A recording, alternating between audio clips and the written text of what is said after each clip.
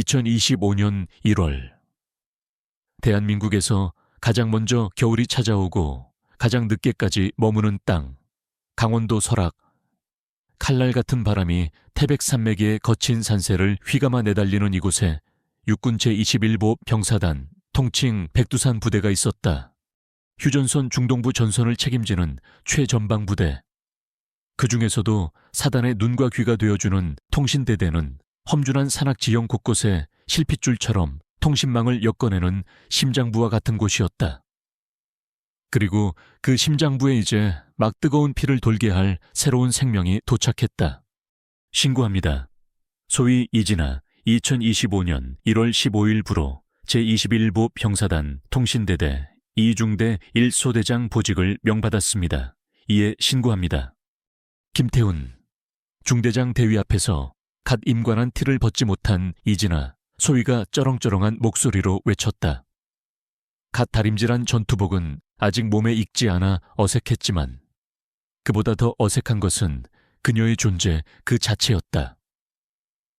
통신대대 창설 이래 첫 여성 소대장이었다. 그것도 육군사관학교를 수석으로 졸업한 모두의 주목을 받는 인재였다.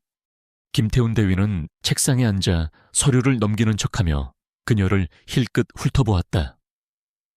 작고 다부진 체구, 짧게 자른 머리카락 아래로 보이는 새하얀 피부와 겁없이 반짝이는 까만 눈동자.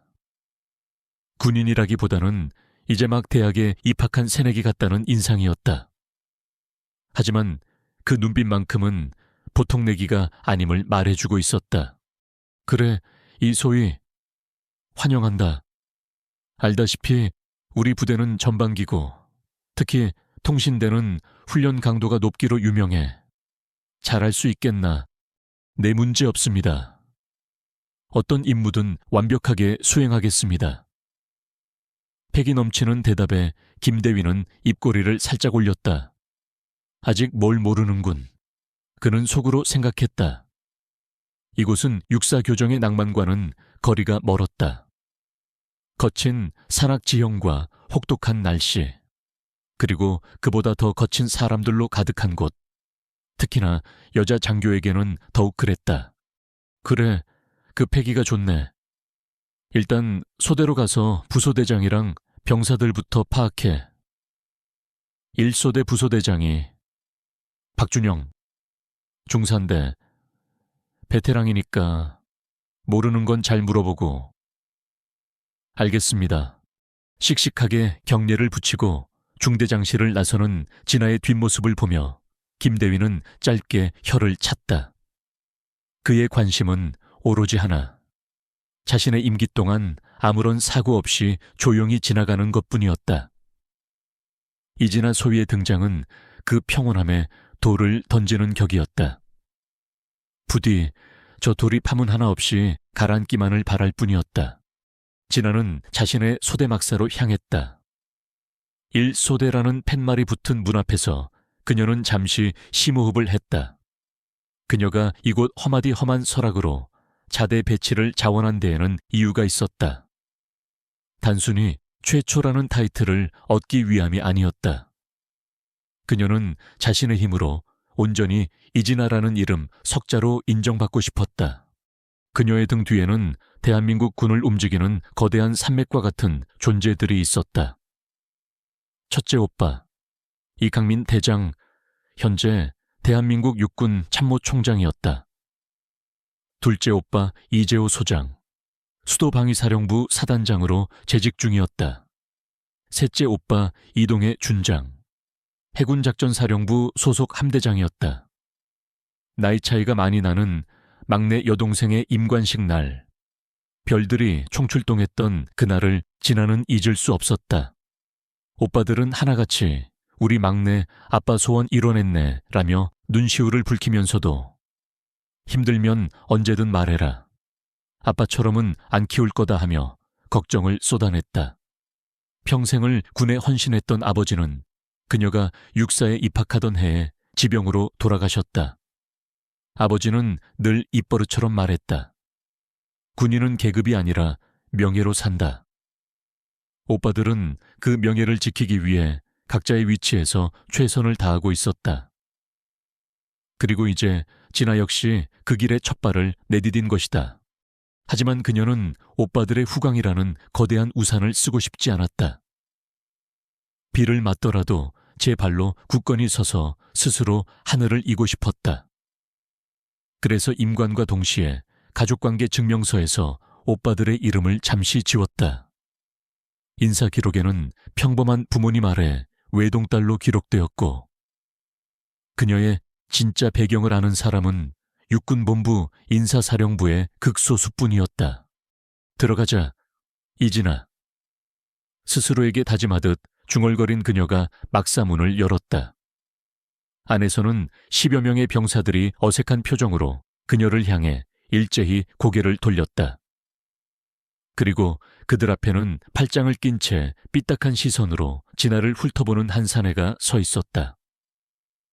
다부진 체격과 햇볕에 그을린 구릿빛 피부, 굵은 목과 험상궂은 인상. 그가 바로 1소대 부소대장 박준영 중사였다.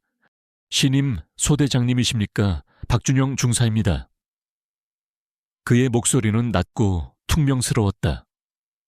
악수를 청하기 위해 내민 진아의 손을 못 본 척 지나친 그는 병사들을 향해 고갯짓했다. 뭘 그렇게 쳐다봐 하던 작업들마저 안 해. 병사들이 주춤거리며 각자의 자리로 돌아갔다. 막사 안에는 진아와 박중사 단둘만 남은 듯 어색한 침묵이 흘렀다. 박중사는 진아의 머리부터 발끝까지를 노골적으로 훑어보았다. 그 시선에는 존중이나 예의 대신 경멸과 무시가 가득 담겨 있었다. 소대장님, 육사수석 졸업하셨다고 들었습니다. 아주 대단하십니다. 비꼬는 투가 명백했다. 여긴 책상머리에서 공부나 하던 생도님들이 와서 놀다 가는 곳이 아닙니다. 여긴 전쟁터입니다. 전쟁터 아시겠습니까? 알고 있습니다. 박 중사님, 그래서 이곳에 지원했습니다. 진아는 지지 않고 그의 눈을 똑바로 쳐다보며 말했다. 하지만 박 중사는 피식 웃으며 고개를 저었다. 소꿉놀이할 생각은 버리시는 게 좋을 겁니다. 우리 소대 병사들 괜히 소대장님 기분 맞추느라 고생시키지 마시고, 어려운 일은 제가 알아서 할 테니 소대장님은 그냥 결제 서류에 사인이나 잘해주시면 됩니다. 그것은 선전포고였다. 상급자인 소대장을 철저히 무시하고 실권을 자신이 주겠다는 명백한 의사표현. 병사들은 힐끔 두 사람의 눈치를 보며 숨을 죽였다. 이제 막 부임한 신출내기 여자, 소희가 과연 1소대의 실세인 박준영 중사를 감당할 수 있을까? 모두의 시선이 진에게로 향했다. 진아는 박 중사의 의도를 정확히 꿰뚫어 보았다. 여기서 밀리면 앞으로의 군 생활은 가시밭길이 될 터였다. 그녀는 천천히 입을 열었다. 박 중사님, 부소대장의 임무는 소대장을 보조하여 소대를 관리하고 전투력을 최상으로 유지하는 것입니다. 소대장을 대신하여 소대를 지휘하는 것이 아니라. 그녀의 목소리는 차분했지만 단호했다. 저는 이곳에 소꿉놀이를 하러 온 것이 아닙니다. 제게 주어진 임무와 책임을 다하기 위해 왔습니다. 앞으로 제 지시에 잘 따라 주시길 바랍니다. 그리고 중사님께서도 부소대장의 역할에 충실해 주십시오. 저는 중사님의 풍부한 경험을 존중하고 배울 준비가 되어 있습니다. 하지만 상급자에 대한 예의는 지켜주셔야겠습니다. 막사 안의 공기가 순간 얼어붙었다. 박중사의 얼굴이 뻘겋게 달아올랐다. 감히 육사가 졸업한 계집애가 자신에게 예의를 운운하는 상황을 참을 수 없다는 표정이었다. 그는 무어라 욕설을 퍼부으려다 진아의 뒤쪽에서 들려오는 목소리에 입을 다물었다. 아오, 신임 소대장님 오셨습니까? 어리숙한 표정에 정구진 중위였다. 그는 1소대와 이웃한 2소대의 소대장이자 진아의 육사 2년 선배였다. 하지만 그는 생도 시절부터 능력보다는 선배에게 아부하고 후배를 괴롭히는 것으로 유명했다. 정중희는 박중사와 진아 사이에 냉랭한 기류를 애써 무시하며 사람 좋은 척 웃었다. 이야이야, 이진아 소위 여기서 다 보내. 내가 선배로서 잘 챙겨줄게. 우리 박 중사님 겉은 이래도 속은 따뜻한 분이니까 너무 어렵게 생각하지 말고. 그는 진아의 어깨를 툭 치며 말했다. 명백한 비아냥이자 박중사의 편을 들어주는 행동이었다. 진아는 정중희의 손을 조용히 어깨에서 내리며 말했다. 정중희님, 공과 사는 구분해 주셨으면 합니다. 그리고 저는 이제 중희님의 후배가 아니라 동료 장교입니다. 서로 존중하는 자세가 필요하다고 생각합니다. 정구진 중위의 얼굴이 순간 굳었다. 그는 멋쩍게 웃으며 뒷머리를 긁적였다. 우리 후배님 아주 꼬장꼬장하시네. 알았어, 소대장님. 그럼 소대 파악 잘하시고 이따 저녁에 PX에서 캔맥주나 한잔 합시다. 환영회는 해야지. 그 말을 남기고 정중희는 서둘러 자리를 떴다. 진아는 다시 한번 깊은 한숨을 내쉬었다. 첫날부터 만만치 않았다. 노골적으로 자신을 무시하는 부소대장과 음흉한 속내를 감춘 채 비아냥거리는 동료. 그녀는 이곳이 차가운 설악의 날씨보다 더 혹독한 곳이 될 것임을 직감했다. 하지만 그녀는 포기할 수 없었다. 아니, 포기하지 않을 터였다.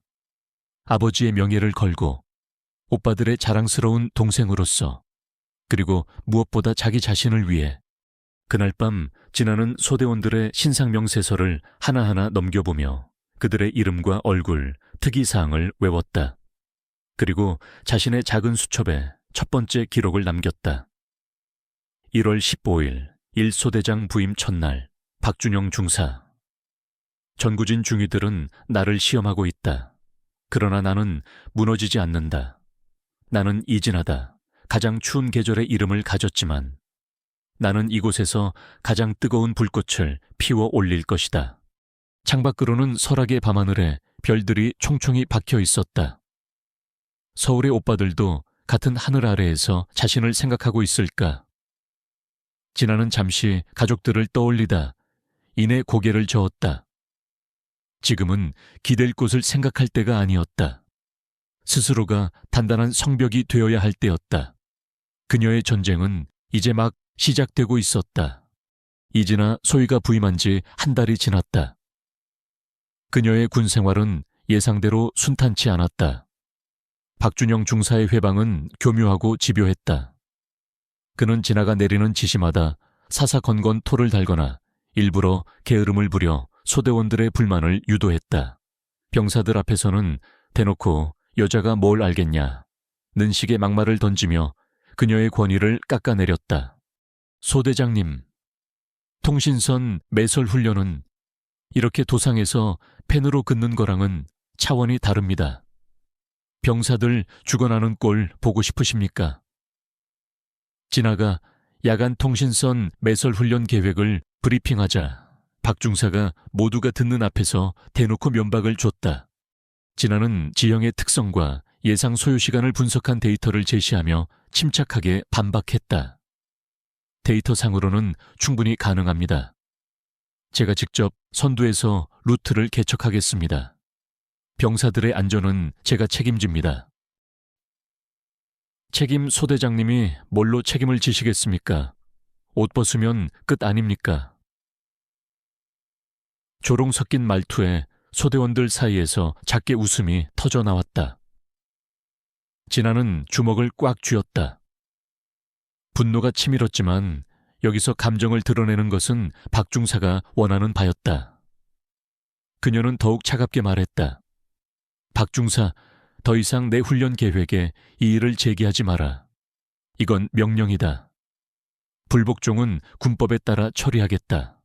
명령과 군법이라는 단어에 박중사의 얼굴이 일그러졌지만 그는 더 이상 반박하지 못하고 입을 다물었다. 하지만 그날 훈련에서 그는 보이지 않는 방식으로 진아를 괴롭혔다. 일부러 잘못된 방향으로 병사들을 유도하거나 필수 장비를 실수로 빠뜨리는 식이었다. 진아는 그의 의도를 알아챘지만 물증이 없었다. 그녀는 묵묵히 박중사의 실수를 수습하며 예정된 시간 안에 훈련을 완벽하게 끝마쳤다. 땀과 흙으로 범벅이 된 채 막사로 돌아왔을 때 그녀는 탈진 직전이었다. 전구진 중위의 태도는 더욱 비열했다. 그는 겉으로는 진아를 챙겨주는 척하며 접근했다. 이소희, 너무 혼자 다 하려고 하지 마. 박중사님 정도면 경험 많은 분이잖아. 그냥 적당히 맞춰줘. 그래야 군 생활 편해. 편하자고 군대에 온 것 아닙니다. 아이고, 융통성하고는 그러다 너만 다쳐. 여긴 그런 곳이야. 그는 은근슬쩍 진아의 어깨에 손을 올리거나 회식 자리에서 술을 강요했다. 진아가 단호하게 거부할 때마다 그는 역시 육사수석은 다르다며 비꼬기 일쑤였다. 그는 다른 장교들 앞에서 진에 대한 헛소문을 퍼뜨리기도 했다. 이진아, 소위 사실은 높은 빽이 있다더라. 성격이 저래서 남자들이 다 싫어한다 같은 유치한 내용이었다. 그럼에도 진아는 묵묵히 자신의 길을 걸었다.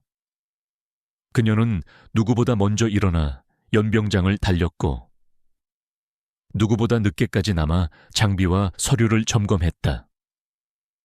병사 한 명 한 명의 이름을 외우고 그들의 고충을 들어주려 노력했다.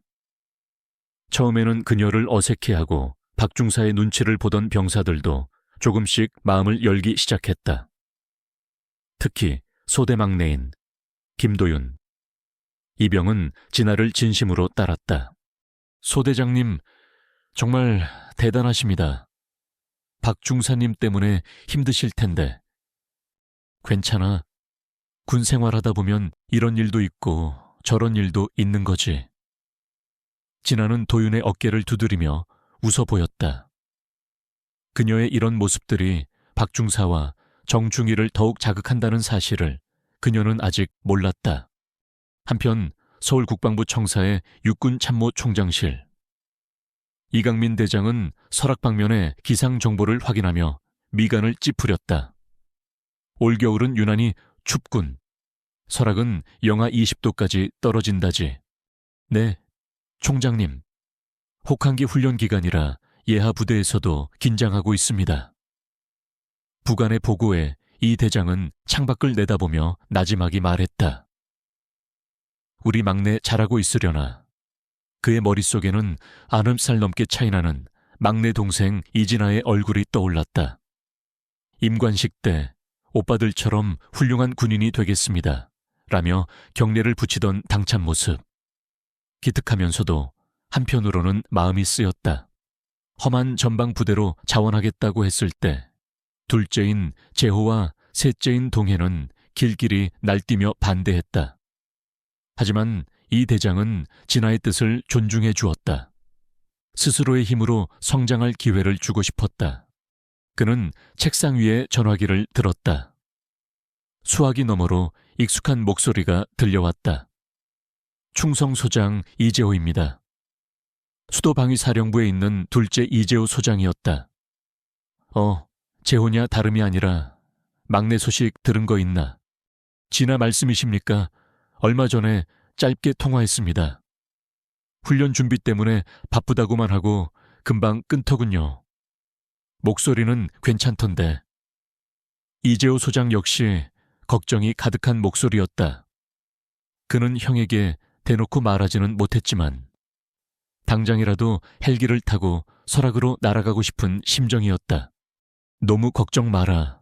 스스로 선택한 길이니까 잘 해낼 거다. 그래도 혹시 모르니 21사단 쪽 동기들한테 넌지시 한번 알아보는 건 어떤가? 알겠습니다. 형님, 아니, 총장님. 전화가 끊기고 이강민 대장은 깊은 한숨을 내쉬었다. 자신의 결정이 과연 옳았던 것일까? 동생을 너무 사지로 내몬 것은 아닐까? 그의 마음속에 보이지 않는 균열이 일기 시작했다. 그 시각 진아는 자신의 능력을 증명할 기회를 맞이하고 있었다. 대대 전체 통신망 점검 훈련에서 원인 불명의 오류가 발생한 것이다. 모든 소대가 원인을 찾지 못해 헤매고 있을 때 진아는 자신이 밤새워 공부했던 구형 장비의 회로도를 떠올렸다. 그녀는 곧장 문제를 발견하고 김태훈 중대장에게 보고했다. 중대장님, 3번 중계기 예비 전원 공급 장치에 문제가 있는 것 같습니다. 제가 직접 확인해 보겠습니다. 이 소위 위험해. 전문가가 올 때까지 기다려. 김대위는 책임을 회피하기에 급했다. 하지만 진아는 망설이지 않았다. 그녀는 안전 장비를 착용하고 직접 중계기에 올라 복잡하게 얽힌 전선들 사이에서 문제의 부품을 찾아냈다. 그녀의 정확한 진단과 조치 덕분에 대대의 통신망은 30분 만에 정상화되었다. 이 일로 진아는 대대장에게 직접 표창을 받았다. 대대장은 모든 장병이 모인 자리에서 이진아 소위 같은 유능한 장교가 있어 든든하다. 모두 본받도록 일하며 그녀를 치켜 세웠다. 진아의 어깨가 으쓱해졌지만 그 순간 그녀는 등 뒤에 꽂히는 두 개의 시선을 느꼈다. 하나는 불타는 질투심에 휩싸인 전구진 중위의 것이었고 다른 하나는 살기마저 느껴지는 박준영 중사의 것이었다. 박 중사는 진아가 자신의 영역을 침범했다고 생각했다. 통신 장비는 자신의 전문 분야였고 소대에서 그 누구도 자신을 능가할 수 없다고 자부해왔다. 그런데 이제 막 임관한 그것도 여자 소위가 자신의 얼굴에 똥칠을 한 것이다. 그날 밤 훈련 종료를 자축하는 회식 자리에서 박중사와 정중희는 작정하고 진아를 걸고 넘어졌다. 우리 이소희님, 대대장님한테 칭찬도 받고 아주 기분 좋으시겠습니다. 이제 보니 출세가 대단하신 분이었어. 우리 같은 놈들은 눈에 차지도 않으시겠지. 그들은 일부러 큰 소리로 떠들며 진아를 모욕했다. 진아가 무시로 일관하자 술에 취한 박중사가 그녀의 앞을 가로막았다. 소대장님, 제가 드리는 술 한 잔 받으시죠. 제가 잘못했습니다. 앞으로는 소대장님 말씀 잘 듣겠습니다. 그는 억지 미소를 지으며 술잔을 내밀었다. 하지만 그 눈은 웃고 있지 않았다. 진아는 그의 의도를 알았지만 여러 사람이 보는 앞에서 계속 거절하기는 어려웠다. 그녀가 마지못해 술잔을 받으려는 순간 박중사가 실수인 척 술잔을 놓쳤다. 차가운 술이 진아의 전투복 상의를 흠뻑 적셨다. 어이쿠, 죄송합니다. 제가 손이 미끄러져서 박중사가 과장되게 외치자 정중희를 비롯한 몇몇이 낄낄거리며 웃었다. 진아는 젖은 옷을 내려다보며 입술을 깨물었다. 명백한 모욕이었다. 그녀는 아무 말 없이 자리에서 일어나 막사 밖으로 나갔다. 차가운 밤 기온이 그녀의 뺨을 스쳤다. 분하고 서러워서 눈물이 터져 나올 것 같았다. 하지만 그녀는 울지 않았다. 대신 더 독하게 마음을 먹었다. 그래, 이렇게 나올 줄 알았어. 좋다. 어디 한번 해보자. 누가 이기나 그녀의 등 뒤로 어둠 속에서 두 개의 그림자가 만족스러운 미소를 지으며 그녀를 지켜보고 있었다. 그들은 몰랐다. 자신들이 건드린 것이 단순한 신임 소위가 아니라 잠자는 사자의 코털이었다는 것을. 그리고 그들의 비열한 행동이 거대한 폭풍을 몰고 올 서막이 되리라는 것을. 보이지 않는 균열은 이미 깊어지고 있었다. 부대의 기반과 이진아라는 개인의 인내심, 양쪽 모두에서. 그리고 그 균열은 곧 다가올 혹한기 훈련에서 파국을 맞이하게 될 터였다. 혹한기 훈련의 계절이 돌아왔다. 설악의 겨울은 자비가 없었다. 밤이 되면 기온은 영하 20도를 우습게 넘나들었고 살을 내는 바람은 체감 온도를 그보다 10도 이상 끌어내렸다. 병사들의 입에서는 연신하얀 입김이 뿜어져 나왔고 잠깐만 방심하면 손과 발의 감각이 사라지기 일쑤였다. 이런 극한의 환경 속에서 일주일간 수경하며 각종 전술 훈련을 소화해야 하는 혹한기 훈련은 병사들에게는 공포의 대상이자 지휘관에게는 부대의 전투력을 시험하는 최종 관문이었다. 이진아 소위에게 이번 훈련은 자신의 모든 것을 증명해야 하는 무대였다. 그녀는 훈련 준비 단계부터 그 누구보다 철저했다. 소대원들의 방한 장비를 하나하나 점검하고 핫팩과 비상 식량을 여분으로 챙겼다. 훈련 지역의 지형과 기상 변화를 수십 번도 더 분석하며 완벽한 작전 계획을 수립했다. 하지만 박준영 중사의 방해는 훈련이 시작되자 더욱 노골적으로 변했다. 그는 진아가 지시한 수경지 위치에 대해 바람을 막을 수 없는 최악의 장소라며 병사들 앞에서 불평을 늘어놓았다. 소대장님, 이런 데서 자면 우리 애들 다 얼어 죽습니다. 제가 봐둔 명당 자리가 있는데 거기로 옮기시죠. 안 된다. 이곳은 적의 관측으로부터 엄폐하기 가장 용이하고 유사시 통신망을 구축하기에 최적의 위치다. 방풍벽을 더 견고하게 설치하면 문제없다. 진아가 단호하게 그의 의견을 묵살하자 박중사는 보란듯이 병사들을 선동했다. 들었지, 소대장님이 여기서 잘 수 있단다. 얼어 죽기 싫으면 알아서들 튼튼하게 지어라. 나는 모르겠다. 그의 태도에 소대 분위기는 급격히 냉각되었다. 병사들은 진아의 지시를 따르면서도 불안한 기색을 감추지 못했다. 진아는 묵묵히 병사들과 함께 눈을 파고 방풍벽을 쌓았다. 그녀의 솔선수범에 몇몇 병사들이 감화되어 열심히 작업을 도왔지만 대부분은 박중사의 눈치를 보며 마지못해 움직일 뿐이었다. 훈련의 핵심은 전투 지휘 통신망 구축이었다. 각 소대는 지정된 시간 안에 대대 지휘 통제실과 유무선 통신망을 개통해야 했다. 이것은 통신대대의 존재 이유이자 가장 중요한 임무였다.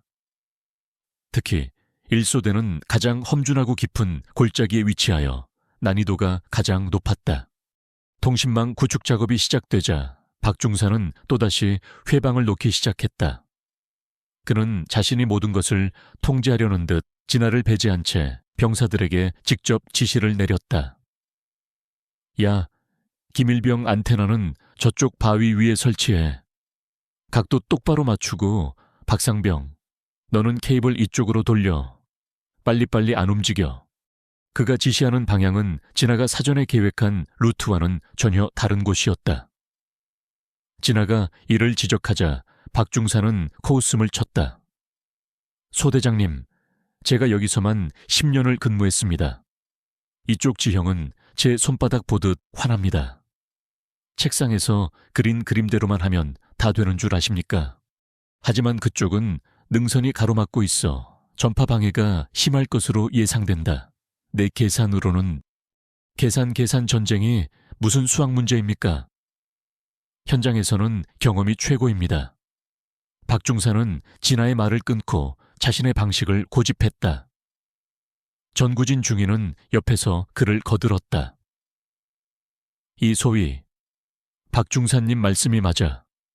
여기선 그 양반이 박사야. 박사, 그냥 믿고 맡겨봐. 김태훈 대위는 멀찍이서 이 상황을 지켜보며 못마땅한 표정을 지었지만 소대장이 알아서 통제하라는 말만 던질 뿐 개입하지 않았다. 리더십에 상처를 입었지만 진아는 더 이상의 공개적인 충돌이 소대의 사기만 떨어뜨릴 뿐이라고 판단했다. 그녀는 일단 박중사의 방식을 따르되 만일의 사태에 대비한 플랜 B를 머릿속으로 그리고 있었다. 예상대로 통신망 개통 예정 시간이 다가왔지만 1소대의 통신기기는 여전히 침묵을 지켰다. 대대 지휘 통제실에서는 계속해서 1소대를 호출했지만 돌아오는 것은 지지직거리는 소음뿐이었다. 1소대 감 있는가? 오버 대대장의 녹이 어린 목소리가 무정의를 통해 다른 소대들에게까지 전파되었다. 박중사의 얼굴이 하얗게 질렸다. 그는 안테나를 붙잡고 소리를 질러댔지만 상황은 나아지지 않았다. 젠장 뭐가 문제야? 장비 고장인가? 그는 애꿎은 장비 탓을 하기 시작했다. 바로 그때 진아가 나섰다. 박중사, 비켜라. 지금부터는 내가 지휘한다. 그녀의 목소리는 얼음장처럼 차가웠다. 박중사가 무어라 반박하려 했지만 진아의 기세에 눌려 자리를 비켜주었다. 진아는 즉시 병사들에게 지시를 내렸다. 김도윤 이병, 나를 따르라. 나머지 병력은 현재 위치에서 장비 철수 준비. 진아는 자신이 미리 계산해 두었던 플랜 B 지점으로 도윤과 함께 내달렸다. 그곳은 가파른 절벽 위, 위험하지만 전파를 수신하기에 가장 좋은 장소였다. 그녀는 능숙하게 암벽을 타고 올라가 예비 안테나를 설치하고 케이블을 연결했다. 그녀의 단호하고 신속한 움직임에 병사들은 넋을 잃고 바라보았다. 여기는 백두산 하나 지휘소감 있는가 오버. 진아가 무정의에 대고 외치자 기적처럼 지지직거리던 소음이 사라지고 깨끗한 목소리가 들려왔다. 백두산 하나 여기는 지휘소 수신 양호 드디어 연결됐군. 대대장의 안도 섞인 목소리였다. 1소대 병사들 사이에서 환호성이 터져 나왔다. 박중사는 믿을 수 없다는 표정으로 멍하니 서 있었고 정중희는 슬그머니 자리를 피했다. 그날 저녁 훈련 상황 보고에서 대대장은 모든 지휘관이 모인 앞에서 1소대의 상황을 질책했다. 소대장 도대체 소대 관리를 어떻게 하기에 이런 어처구니 없는 상황이 발생하나. 대대장의 불호령에 진아가 자리에서 일어났다. 죄송합니다. 모든 책임은 소대장인 저에게 있습니다. 그녀는 박중사의 실수를 감싸주었다. 지금 그를 처벌하는 것은 소대의 와해를 불러올 뿐이라고 판단했기 때문이다. 하지만 박중사는 진아의 이런 배려를 자신에 대한 모욕으로 받아들였다. 동정받았다는 생각에 그의 자존심은 산산조각 났고 분노는 극에 달했다. 훈련 마지막 날 밤이었다. 모든 훈련이 끝나고 철수를 준비하던 시간. 부대 내에서는 암묵적으로 음주가 허용되었다. 박중사와 정중희는 막사 뒤편에서 독한 군용 소주를 병째 들이켰다. 그 계집애 때문에 내 얼굴이 개똥이 됐어. 박중사가 이빨을 갈며 말했다. 형님, 너무 열받지 마십시오. 원래 잘난 척하는 것들은 한번 제대로 밟아줘야 합니다. 정중희가 그의 잔에 술을 채우며 부추겼다. 오늘 밤 전연을 아주 끝장내 버리겠어. 군대가 어떤 곳인지, 남자가 어떤 존재인지 똑똑히 가르쳐주마. 술에 취한 박중사의 눈이 광기로 번뜩였다. 그는 비틀거리며 자리에서 일어나 진아가 혼자 장비를 점검하고 있는 임시 막사로 향했다. 정중희는 그를 말리는 척했지만 입에는 비열한 미소가 걸려 있었다. 차가운 밤 공기 속 진아는 마지막 남은 통신 장비의 상태를 점검하고 있었다. 그때 거친 발소리와 함께 막사 입구가 열리며 술 냄새를 풍기는 박중사가 들어섰다. 소대장님, 저랑 할 얘기가 좀 있습니다. 그의 혀는 꼬여 있었고 눈은 풀려 있었다. 진아는 위험을 직감하고 뒷걸음질 쳤다. 박중사, 용무가 있다면 내일 아침에 정식으로 보고하도록. 지금은 취한 것 같으니 쉬어. 내가 지금 취한 걸로 보이십니까? 박중사가 비웃으며 한 걸음 더 다가왔다. 막사 안에는 단둘뿐이었다. 밖에서는 철수를 준비하는 소란스러운 소리가 들려왔지만 이곳의 긴장감을 아는 사람은 아무도 없었다. 내년 때문에, 너 같은 계집애 때문에 내 10년 군 생활이 물거품이 됐어. 그가 소리를 지르며 진에게 달려들었다. 진아는 몸을 피하며 소리쳤다. 왜 이래? 당장 그만두지 못해. 하지만 박중사는 이성을 잃은 상태였다. 그는 진아의 팔을 거칠게 붙잡았다. 그의 완력은 진아가 저항할 수 있는 수준이 아니었다. 공포가 그녀의 온몸을 휘감았다. 이거나 놓으라고 진아의 비명이 혹한의 밤공기 속으로 울려 퍼졌지만 그 소리는 이내 거친 숨소리와 폭력에 묻혀버렸다. 혹독했던 훈련의 밤은 이제 막 또 다른 혹한의 서막을 열고 있었다. 차가운 막사 바닥으로 내동댕이 쳐진 이진아 소위의 머리가 나무 선반에 부딪히며 쿵 하는 둔탁한 소리를 냈다. 순간 눈앞이 번쩍이며 수만 개의 별이 흩어지는 듯한 착각과 함께 극심한 통증이 두개골을 꿰뚫었다. 이성을 잃은 박준영 중사의 폭력은 멈추지 않았다. 그는 진아의 멱살을 잡아 일으켜 세우고는 벽으로 다시 거칠게 밀쳤다. 네가 감히 날 무시해. 육사수석 여자 장교 그딴 껍데기 벗겨내면 너도 별거 없는 계집애일 뿐이야. 그의 입에서 터져나오는 악취와 폭언이 진아의 온몸을 올감했다. 공포가 뼛속까지 스며들었지만 이대로 당할 수만은 없다는 생존 본능이 그녀를 각성시켰다. 그녀는 생도 시절 익혔던 호신술을 떠올렸다. 박중사가 다시 팔을 휘두르는 순간 진아는 몸을 낮춰 그의 공격을 피하며 그의 다리 관절을 발로 힘껏 걷어찼다. 순간적인 고통에 박중사가 비틀거렸다. 진아는 그 틈을 놓치지 않고 그의 품에서 빠져나와 막사 출입구 쪽으로 몸을 날렸다. 하지만 문턱을 넘기 직전 뒤에서 날아온 박중사의 발길질에 등이 걷어차이며 앞으로 고꾸라졌다. 넘어진 그녀의 머리채를 휘어잡은 박중사가 포효하듯 소리쳤다. 인연이 감히 반항을 해. 바로 그 순간이었다. 어이쿠, 이게 무슨 소란이야. 막사 입구에 정구진 중위가 서 있었다. 그는 마치 모든 걸 예상했다는 듯 놀라지도 않고 능글맞은 표정으로 상황을 지켜보고 있었다. 진아는 구세주를 만난 심정으로 소리쳤다. 정중이 도와줘, 박중사가. 하지만 정중이는 진아의 말을 가로막았다.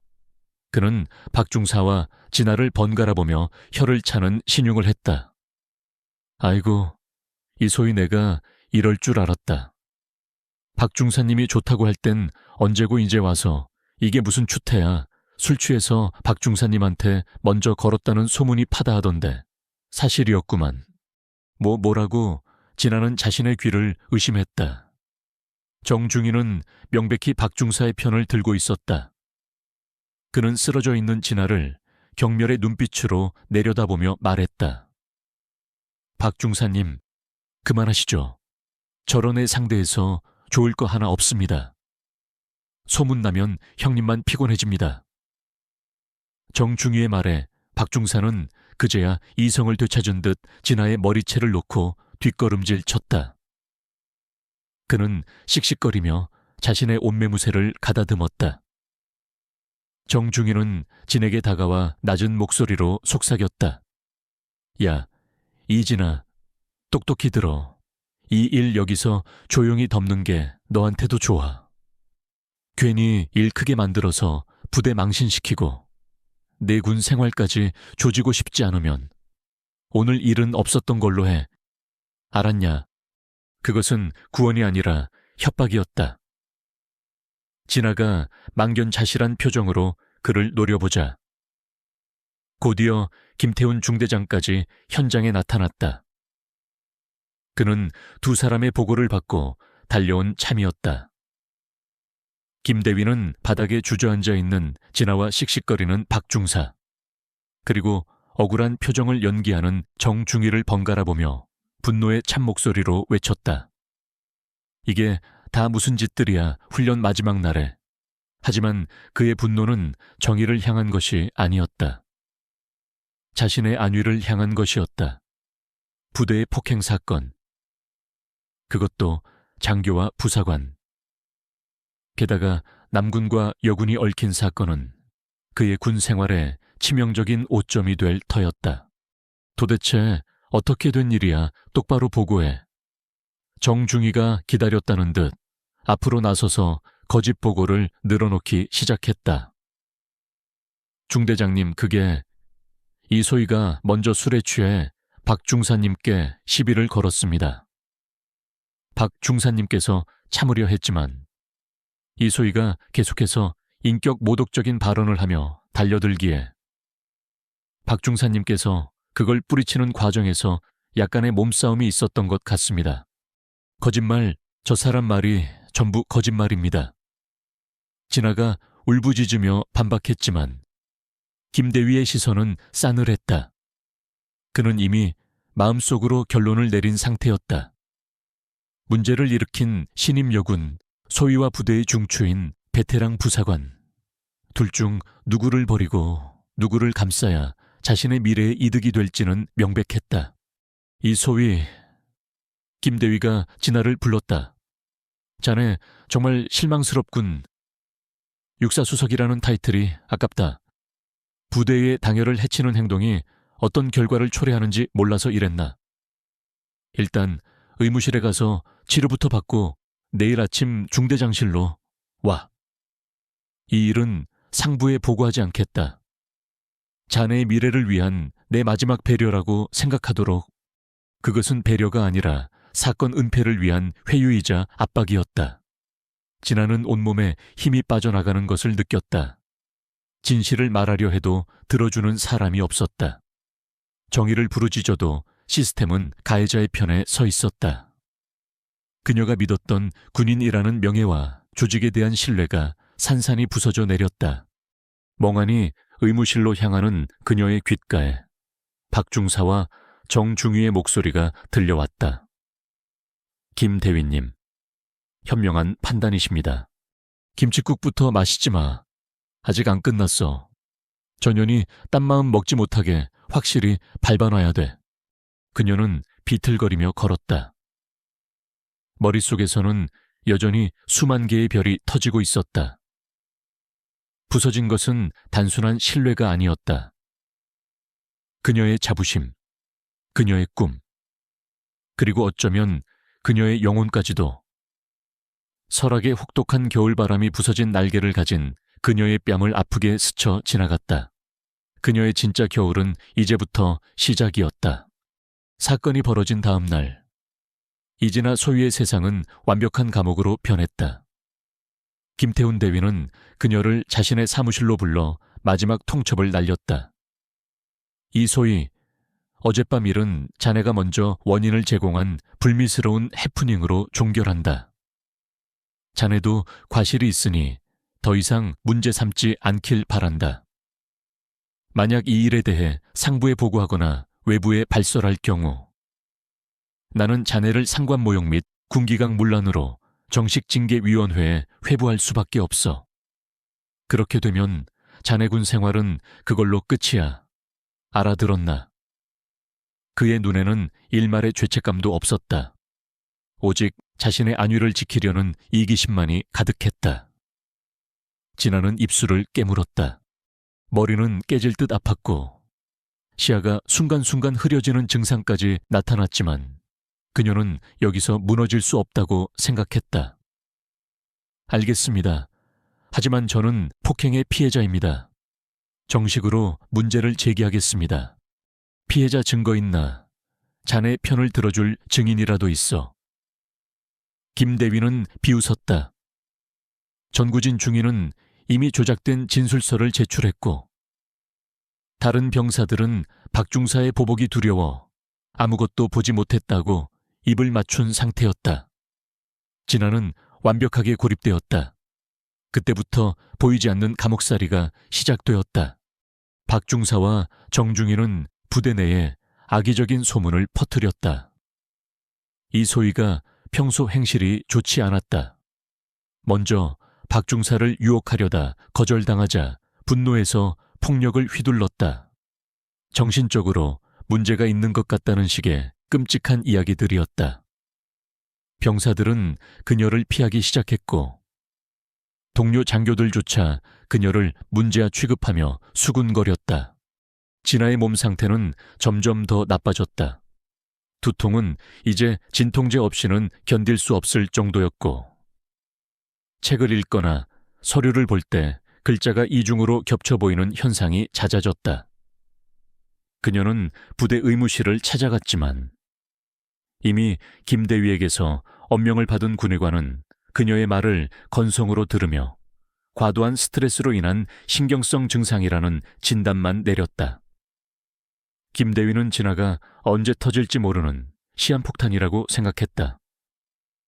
그녀가 외부 병원에 가거나 가족에게 연락하는 것을 막아야 했다.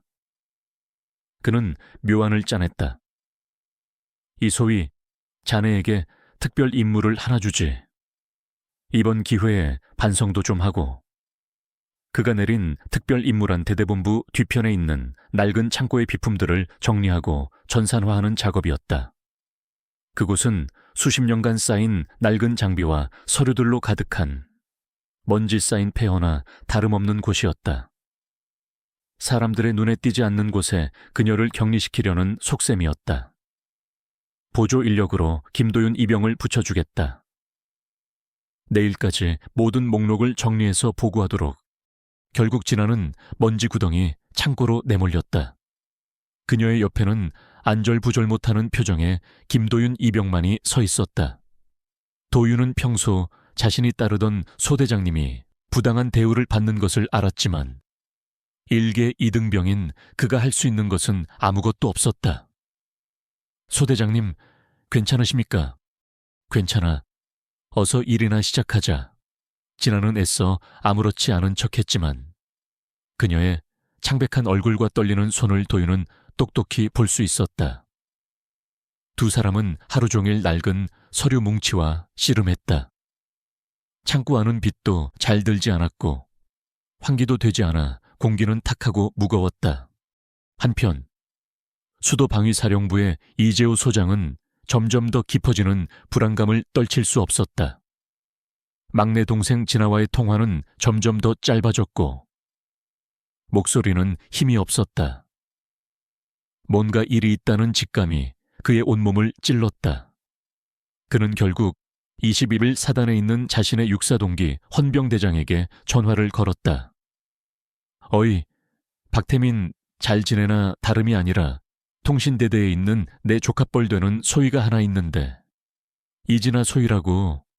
요즘 부대 분위기 어떤가 해서.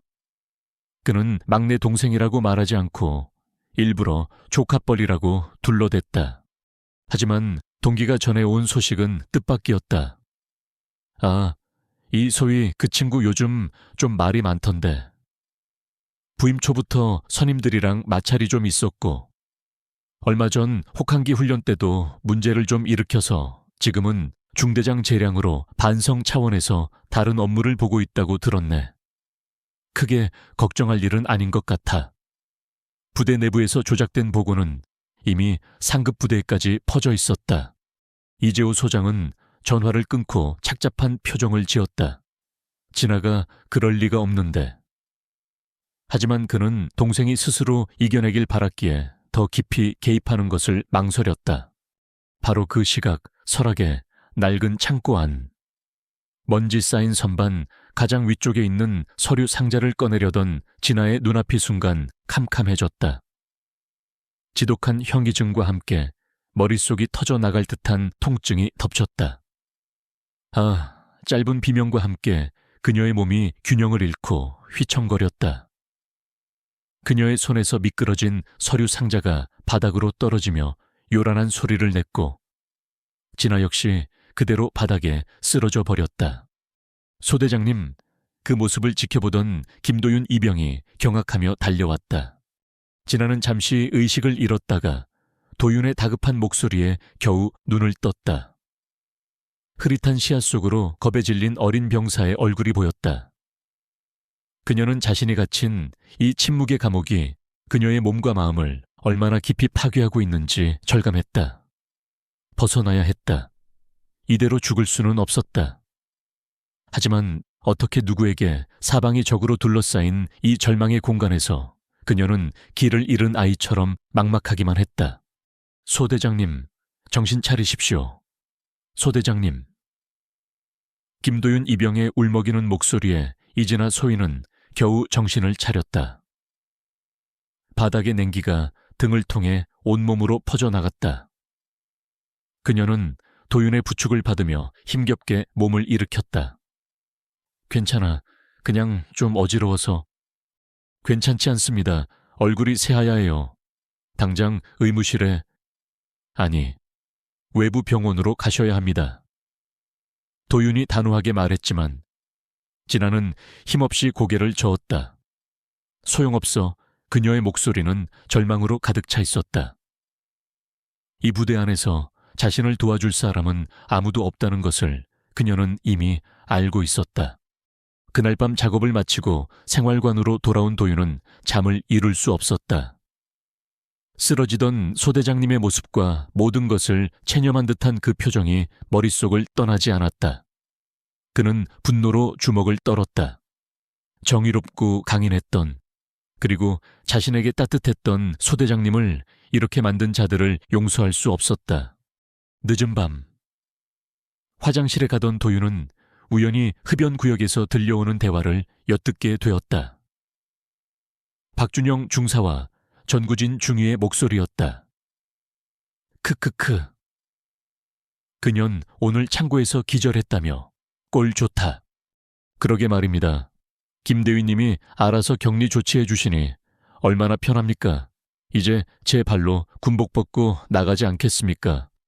벗고 나가면 다행이지. 얌전히만 있어 주면 좋겠는데.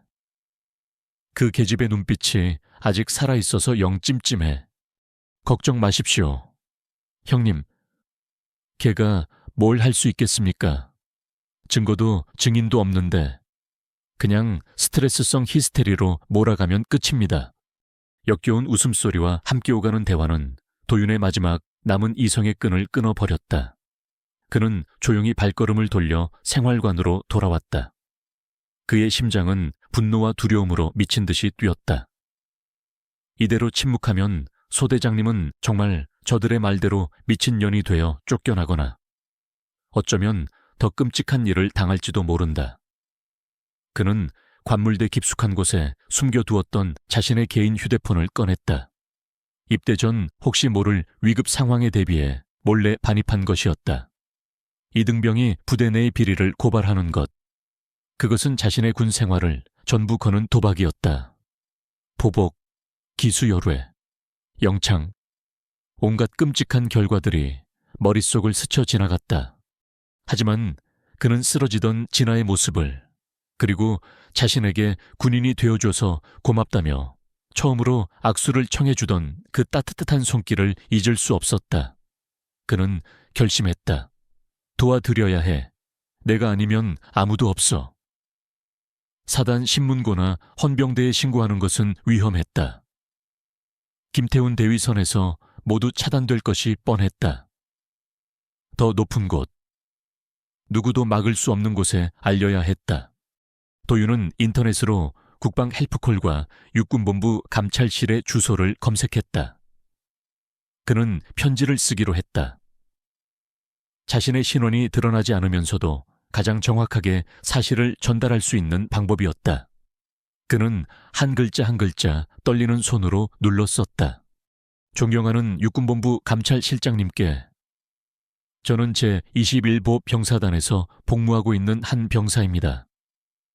차마 제 이름을 밝힐 수 없음을 용서해 주십시오. 저는 지금 죽어가는 한 명의 장교를 목격하고 있습니다. 도윤은 그날 밤 자신이 보고 듣고 겪은 모든 것을 기록했다.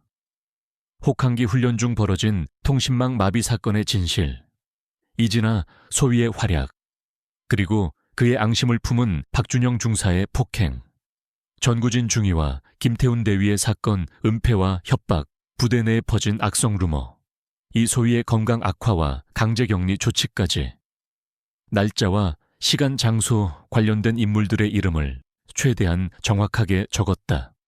그는 편지를 이렇게 마무리했다. 이진아 소위님은 누구보다 군인을 사랑했고 저희 병사들을 아껴주셨던 훌륭한 지휘관입니다. 하지만 지금 그녀는 거대한 불의 앞에 홀로 서서 쓰러져 가고 있습니다. 부디 이 어둠 속에 갇힌 소위님께 한 줄기 빛을 내려주십시오. 대한민국 육군의 정의가 살아있음을 보여주십시오. 간절히 부탁드립니다. 정의를 바라는 1사단의 한 병사올림. 다음 날 도윤은 마침 잡혀있던 포상 휴가를 이용해 부대 밖으로 나갈 수 있었다. 그는 서라급 내에 작은 우체국에 들러 심장이 터질 듯한 긴장감 속에서 편지 봉투를 빨간 우체통에 넣었다. 편지는 충남 계룡시 육군본부 감찰실로 향했다. 그가 할 수 있는 일은 거기까지였다. 이제 하늘의 뜻을 기다리는 수밖에 없었다. 며칠 후 국군의 심장부인 계룡대 육군본부 감찰실의 한 행정병이 산더미처럼 쌓인 우편물들을 기계적으로 분류하고 있었다. 대부분은 일상적인 민원이나 고충 처리 서류였다. 그때 그의 손에 삐뚤한 송글씨로 쓰인 낡은 편지 봉투 하나가 잡혔다. 발신인 주소도 없는 익명의 편지였다. 그는 대수롭지 않게 생각하며 일반 민원 서류 더미에 던져 넣으려다 순간 망설였다. 봉투 겉면에 희미하게 번진 물자국이 마치 눈물 자국처럼 보였기 때문이었다. 무언가에 이끌린 듯 그는 편지를 뜯어보았다. 그리고 그 안에 담긴 절박한 내용을 읽어 내려가며 그의 표정은 점점 굳어졌다. 이것은 단순한 불평불만이 아니었다. 한 조직이 어떻게 한 개인을 파괴하는지에 대한 피를 토하는 듯한 고발장이었다. 행정병은 즉시 자리에서 일어나 그 편지를 들고 감찰실장에게 직보되는 특별보고 서류함 가장 위에 올려놓았다. 어둠 속에서 던져진 한 이등병의 작은 돌멩이. 그것은 거대한 호수 전체를 뒤흔들 폭풍의 눈이 되어 마침내 고요한 수면 위에 작은 파문을 일으키기 시작했다. 그 편지는 이제 이 사건을 종결지을 수 있는 유일한 사람들에게로 향할 운명이었다. 충청남도 계룡시 대한민국 육군의 두뇌이자 심장부인 계룡대 육군본부 감찰실장 박승현 장군은 책상 위에 놓인 낡은 편지 봉투에서 눈을 떼지 못했다. 수많은 민원과 투서를 처리해왔지만 이처럼 처절하고 구체적인 내용은 드물었다. 익명의 편지였지만 그 안에 담긴 단어 하나하나는 피를 토하는 듯한 진실의 무게를 담고 있었다. 제21보 병사단 통신대대 이진아 소위. 박 장군은 즉시 부관을 불러 이진아 소위의 인사기록 카드를 가져오게 했다. 모니터에 뜬 기록은 지극히 평범했다. 평범한 가정의 외동딸, 특이사항 없음. 하지만 그의 눈을 사로잡은 것은 다른 항목이었다. 2025년 육군사관학교 수석 졸업. 박 장군의 미간이 좁혀졌다. 육사 수석 졸업생이 부임한 지 불과 몇 달 만에 선임과 마찰을 빚고 부대 당열을 해치는 문제 장교가 되었다. 상식적으로 납득하기 어려웠다. 편지의 내용과 인사기록 카드 사이에 거대한 괴리가 그의 의심에 불을 지폈다. 무언가 거대하고 추악한 것이 진실을 덮고 있다는 직감이 들었다. 그는 관행처럼 민감한 사안일 경우 진행하는 절차를 밟기로 했다. 해당 인물의 성을 가진 군의 장성 명단을 교차 확인하는 작업이었다. 대부분은 아무런 연관이 없는 것으로 끝나지만 만에 하나를 위한 안전장치였다. 이실리, 어디 보자.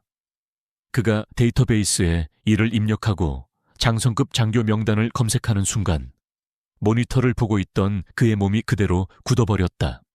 화면에는 믿을 수 없는 이름들이 떠 있었다. 대장 이강민, 육군참모총장, 소장 이재호, 하츠브암, 수도방위사령부 사단장, 준장 이동해, 해군작전사령부 함대장. 박승현 장군은 등줄기를 타고 식은땀이 흐르는 것을 느꼈다. 심장이 철렁 내려앉았다. 이것은 단순한 부대의 비리 사건이 아니었다. 대한민국 육군참모총장의 막내 여동생이 최전방 부대에서 폭행당하고 조직적으로 은폐, 격리되고 있다는 말이었다. 만약 이 편지의 내용이 사실이라면 이것은 군 전체를 뒤흔들 핵폭탄급 스캔들이었다.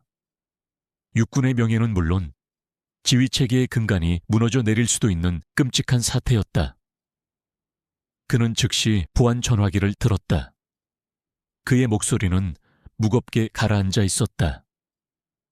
육군 참모총장님, 비서실인가 감찰실장일세. 총장님께 긴급 독대를 요청하네. 21사단 인사 관련. 지극히 민감한 사안이라고 전달하게. 다른 모든 일정보다 우선해야 할 걸세. 한편 설악의 낡은 창고 하는 시간에 흐름마저 멈춘 듯했다.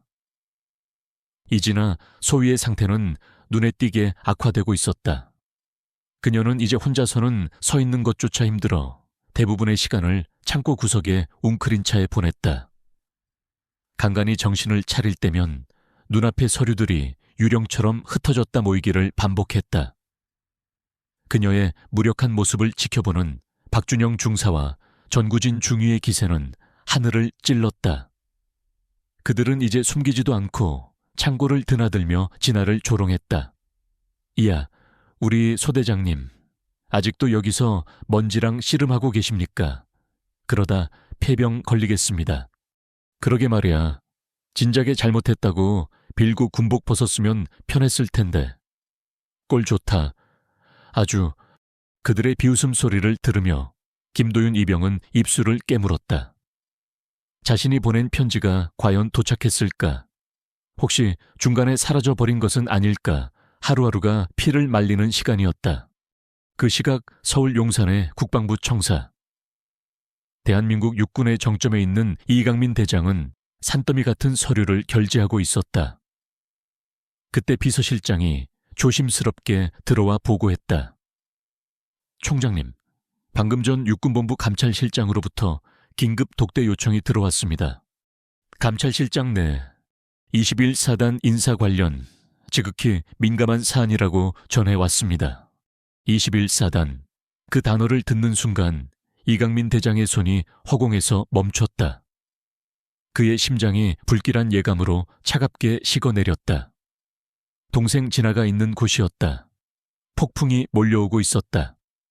그는 그것이 자신의 동생을 집어삼키기 직전에 고요하고 잔인한 폭풍 전야임을 직감했다.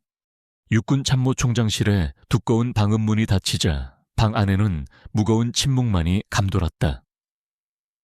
박승현 감찰실장은 경례를 마친 뒤 말없이 서류 봉투 하나를 이강민 대장의 책상 위에 올려놓았다. 그 안에는 김도윤 이병이 보낸 편지 사본과 이진아 소위의 인사기록 카드, 그리고 세 형제의 이름이 나란히 적힌 가족관계 증명서가 들어있었다. 이강민 대장은 천천히 편지를 집어들었다. 첫 문장을 읽어 내려가는 그의 표정은 담담했다.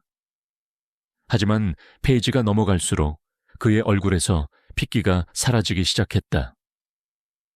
폭행, 은폐, 거짓 소문, 강제 격리, 건강 악화, 동생의 이름과 함께 박힌 잔인한 단어들은 날카로운 비수가 되어 그의 심장을 후벼 팠다. 편지를 다 읽은 그는 한동안 아무 말도 하지 않았다. 방 안의 공기는 얼어붙을 듯 차가웠다. 그의 어깨는 미동도 없었지만 책상 아래에서 꽉 쥔 주먹은 하얗게 질려 부들부들 떨리고 있었다. 그가 마침내 입을 열었을 때 그의 목소리는 강철처럼 차갑고 냉정했다. 박승현 장군, 내 총장님이 편지의 내용은 사실이라고 보는가? 정황상 신빙성이 매우 높다고 판단됩니다. 특히 이 소위의 육사수석 졸업 기록과 현재 부대 평판의 괴리가 너무나도 큽니다. 이것은 조직적인 은폐 없이는 불가능한 일입니다. 알겠네. 이강민 대장은 자리에서 일어났다. 그는 총장으로서의 위엄을 잃지 않았지만 그의 눈은 이글거리는 분노로 붉게 타오르고 있었다. 오늘부로 감찰실과 헌병특임대로 구성된 합동특별수사본부를 구성한다. 본부장은 이 장군 자네가 맞도록 내가 모든 권한을 위임하지. 내 신호가 있을 때까지 이 모든 사실을 완벽한 기밀에 붙이고 수사팀을 대기시켜라. 한치의 오차도 한 점의 정보 유출도 용납하지 않겠다. 명심하겠습니다. 이연석 장군이 방을 나간 뒤 이강민 대장은 비틀거리며 창가로 다가갔다. 유리창에 비친 자신의 얼굴이 낯설었다. 대한민국 육군을 책임지는 대장의 얼굴이 아니었다. 하나뿐인 막내 동생이 지옥 속에서 부서져 가는 것을 까맣게 모르고 있던 무능하고 어리석은 오빠의 얼굴이었다. 그는 전화기 2대를 동시에 들었다. 하나는 수도방위사령부로, 다른 하나는 진해 해군기지로 연결되었다. 나다. 재혼이야 진아 일이다. 최악의 상황이 터졌다. 당장 서울로 올라와. 동해야 형이다.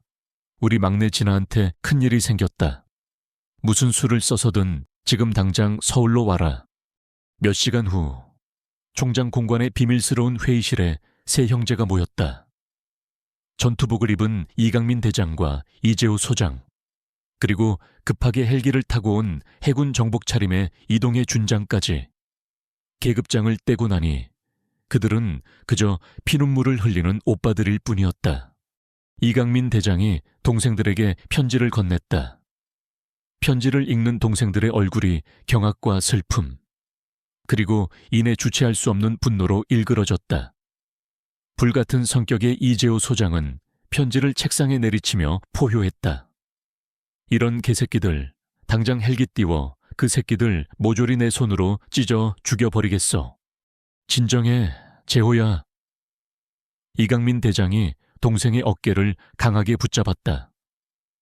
분노는 나중에 터뜨려도 늦지 않아. 지금은 우리 막내를 구하는 게 먼저다. 그리고 이 기회에 우리 군에 썩어 빠진 환부를 뿌리째 도려내야 한다. 그들의 슬픔은 차가운 결의로 바뀌었다. 이것은 더 이상 단순한 동생의 복수가 아니었다. 자신들이 평생을 바친 군의 명예를 바로 세우는 성전이었다. 그날 밤, 대한민국 육군의 최정예 전력들이 소리 없이 움직이기 시작했다. 이강민 대장의 직접 지휘 아래 수도방위사령부 헌병특수임무대 SDT 병력이 출동 준비를 마쳤다. 육군본부 감찰실의 베테랑 수사관들이 수사 장비를 챙겼다. 총장 직속 지휘부의 통신 및 의무지원팀이 소집되었다. 새벽녘 어둠이 차에 가시지 않은 총장 공관 앞으로 검은색 세단과 위장색을 칠한 지휘 장갑차, MP 마크가 선명한 수사 차량들이 도열했다. 3명의 장성이 전투복 차림으로 차에 올랐다. 그들의 군화는 대한민국 땅을 지키기 위해 신는 것이었지만 오늘만큼은 불의를 심판하기 위해 설악의 깊은 골짜기로 향하고 있었다. 이강민 대장이 지휘 차량에 올라 작전지도 위에 놓인 설악을 가리켰다. 그의 목소리는 얼어붙은 강물처럼 고요했지만 그 안에는 화산 같은 분노가 들끓고 있었다. 출발한다. 별들이 움직이기 시작했다. 그들의 목적지는 단 하나. 어둠 속에 갇힌 막내 동생이 있는 곳이었다. 2025년 2월의 어느 평범한 오후, 21사단 통신대는 나른한 평화에 젖어 있었다. 김태훈 대위는 자신의 사무실에서 커피를 마시며 이지나 소위 문제를 깔끔하게 처리한 자신의 수완에 만족하고 있었다. 박준영 중사와 전구진 중위는 자판기 앞에서 농담을 주고받으며 낄낄거렸다. 그들의 세상에서 이진아라는 존재는 이미 지워진 지 오래였다. 바로 그 순간이었다. 윙! 고요를 깨고 부대 전체에 최고 단계 경계 태세를 알리는 사이렌이 울렸다. 동시에 부대 정문 위병소에서 다급한 보고가 쏟아져 들어왔다. 정문 정체불명의 차량 행렬 접근 중 육군 참모총장 성판을 단 차량입니다. 반복합니다. 총장님, 차량입니다. 부대 전체가 발칵 뒤집혔다. 사단장조차 방문 며칠 전부터 의전 계획을 세우는 것이 보통인데 예고도 없이 육군 참모총장이 직접 부대를 방문한 것이다. 당황한 대대장과 장교들이 허둥지둥 뛰쳐나왔다. 부대 연병장의 흙먼지를 일으키며 별 4개가 박힌 총장 지휘 차량을 선두로 검은 세단과 헌병 특임대 차량들이 멈춰 섰다. 차문이 열리고 이강민 대장과 이재호 소장 그리고 이동의 준장이 내렸다. 그들의 얼굴은 분노로 얼어붙어 있었고 그들이 뿜어내는 살기는 연병장 전체의 공기를 지배했다.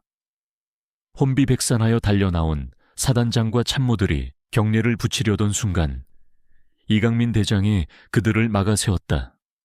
그의 목소리는 천둥처럼 울려 퍼졌다. 이 부대, 통신대대 2중대 1소대 소속 이진아 소인은 어디에 있나? 그의 입에서 이진아라는 이름이 나오는 순간 연병장 한구석에서 그 광경을 지켜보던 김태훈, 정구진, 박준영의 얼굴에서 핏기가 사라졌다. 퍼즐 조각이 맞춰지는 순간 그들의 뇌는 작동을 멈췄다. 이진아, 이강민, 이재호, 이동해, 그들은 자신들이 건드린 사람이 누구였는지 그리고 자신들에게 어떤 운명이 닥쳐올지를 깨달았다. 지금 즉시 헌병특임대는 통신대대 전체를 폐쇄하고 모든 서류와 통신 기록을 압수한다.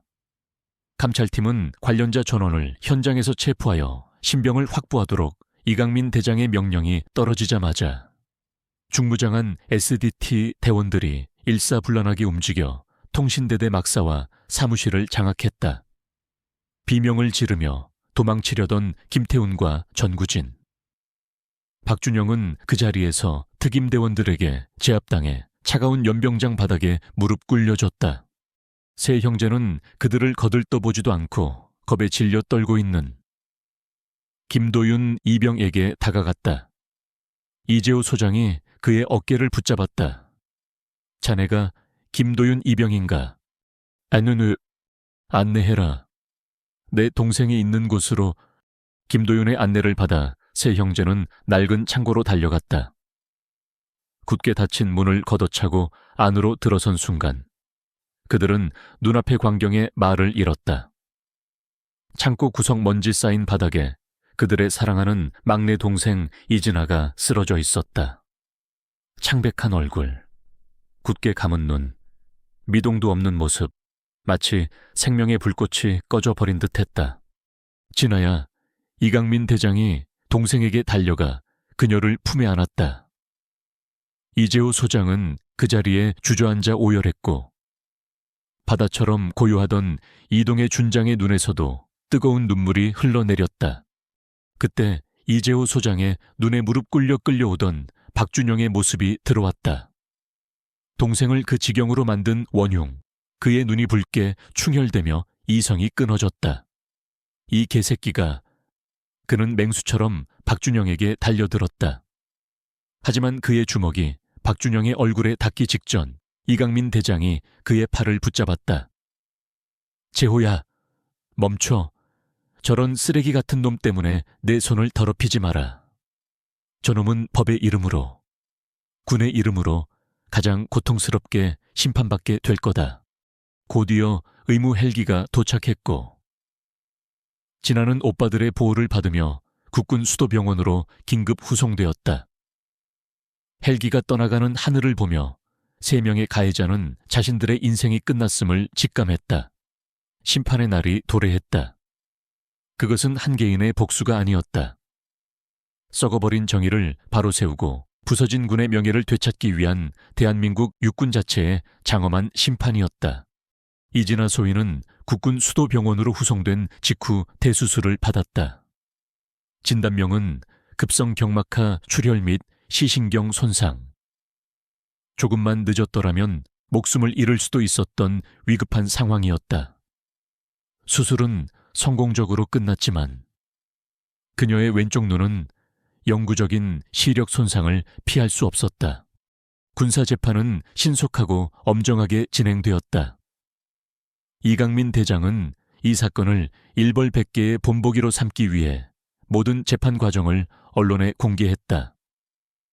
주범 박준영 중사는 상관폭행 및 상해, 직권남용, 허위보고 등의 혐의로 징역 15년과 불명예 전역을 선고받았다.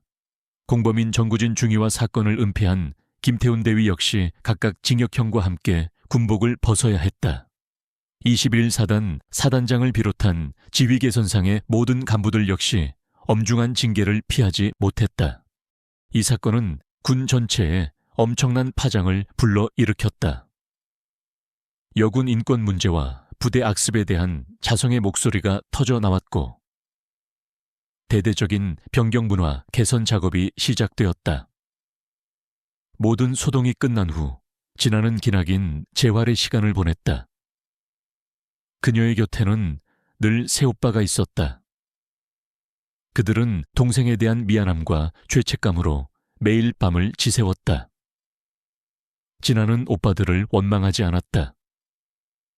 그저 자신의 선택이 불러온 결과라고 담담히 받아들일 뿐이었다. 시력을 잃은 왼쪽 눈 때문에 그녀는 더 이상 현역 전투병과에서 복무할 수 없었다. 군에 남아 행정직으로 전환할 수도 있었지만 그녀는 다른 길을 선택했다. 몇 달 후 진아는 명예롭게 전역했다. 그리고 자신의 경험을 담담하게 풀어낸 책을 출간했다. 책의 제목은 어둠 속에서 견손전등이었다. 그녀는 책에서 가해자들에 대한 원망 대신 자신을 도와준 한 용감한 병사의 이야기와 군이라는 조직이 나아가야 할 방향에 대해 이야기했다. 이 책은 베스트셀러가 되었고 사회에 큰 반향을 일으켰다. 특히 자신과 같은 아픔을 겪었던 수많은 사람들에게 희망과 용기의 메시지를 주었다. 1년 후 육군사관학교 대강당. 이진아는 새로 임관할 후배 여생도들 앞에서 간견을 하고 있었다. 왼쪽 눈의 미세한 상처는 그녀가 겪은 고통의 훈장처럼 남아있었지만 오른쪽 눈은 그 어느 때보다 총명하고 따뜻하게 빛나고 있었다. 조직은 완벽하지 않습니다. 여러분이 마주할 세상에도 분명 어둠은 존재할 겁니다. 하지만 기억하십시오. 가장 깊은 어둠 속에서도 용기를 낸 단 한 사람이 빛이 될 수 있습니다. 서로에게 그 빛이 되어 주십시오. 여러분, 자신이 바로 불의에 맞서는 가장 강력한 무기입니다. 강당 뒤편에서 이제는 계급장을 모두 내려놓고 평범한 예비역이 된 새오빠가 막내 동생의 모습을 자랑스럽게 지켜보고 있었다. 그들의 눈에는 눈물이 고여 있었다. 이진아, 가장 추운 계절의 이름을 가졌던 그녀.